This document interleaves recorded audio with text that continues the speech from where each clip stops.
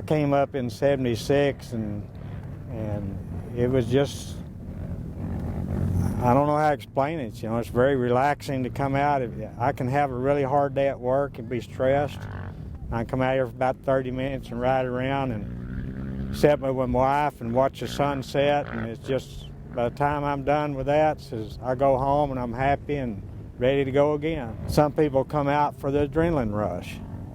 You know, you have an adrenaline rush when you pull the wheelies on the four-wheelers or do the jumping and all of that. And some people come out for the pleasure of it. And then you have groups that get together and they all kind of like doing it, so they come up and share the fun together, and they do the barbecues at the campground, and it's just a good all-around sport. I've raised all of my kids here, and it gives them something to get them off the street and gives them something to focus on, you know. Well, I'm going to go home and fix my quad. I'm going to fix my buggy, you know, and that's what they're out in the garage working on, asking Dad to help them. They're not running around with their friends, you know, doing something they shouldn't. So it's worked out well for me, and I'm sure it has for many other people. If you're somebody that's not done it before and you want to just come out and try it, what do you tell people to do? Just kind of come out and just do a leisurely ride? That's what I tell them. I say, come out, go easy, stay on the low, you know, don't get on the top of the big hills, stay on the low side, see if you really like it. Because you'll find out pretty quick if you like it and all. Then if you like it, you'll usually start, instead of climbing the big hills, start on the low side of the ridge, just climb the hill from the low side of the ridge and come right to the top, you know. And I kind of tell them to do it, vary it, you know, do a little bit of different things so that they will get the feel for the sand. The thing about it, you know, I was holding up this sand a while ago, and I was running out. The Indians call that walking sand. The sand goes for about 80 miles along the river, and the Comanche and everybody, they call it the walking sands, because every time they'd move through here on their trip going north or south to their camping grounds, it was different, you know.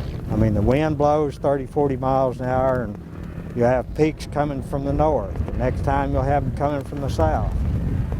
And since I've come up in '76, the hills have moved probably, I'm guessing maybe 80 to 100 feet, you know, to the northwest. There's fences out here that was there, and now they're buried, and you can see one end of it here, and another 100 feet over, you know, the sand ends.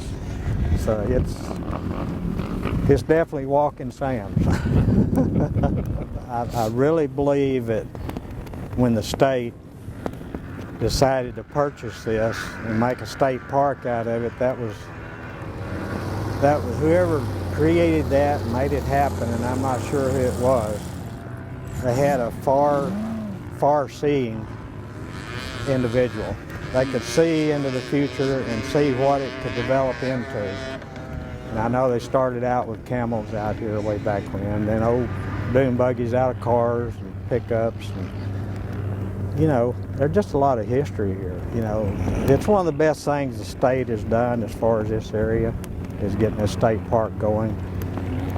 They've improved it so much since I was here in the '70s.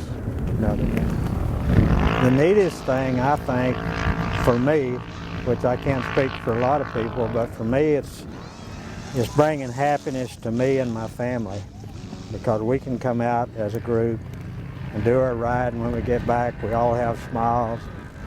For every person, I think, is really different as to what they get out of it. But for me, it gives me a little bit of relaxation, a little peace in the heart, and my family really loves it.